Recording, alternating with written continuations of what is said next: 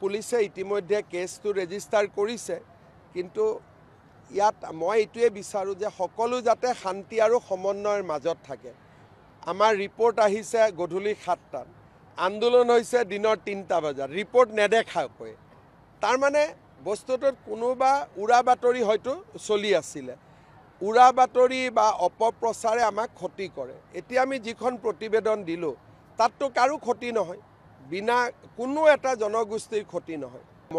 মই বাৰে বাৰে এটাই কথা কৈছোঁ যে BTC স্পৰ্শকাতৰ অঞ্চল, শান্তি সম্প্ৰীতি যিমানেই থাকিব আমি আগবাঢ়ি যাব পাৰিম। আৰু মই ভাবোঁ যে লাহে লাহে শান্তিৰ পৰিৱেশ যেনেকৈ আছিল তাতকৈ বেছি ভাল শান্তি হ'ব, সকলোৰে পৰিৱেশ সময় থাকে, চব ঠিক হৈ যাব।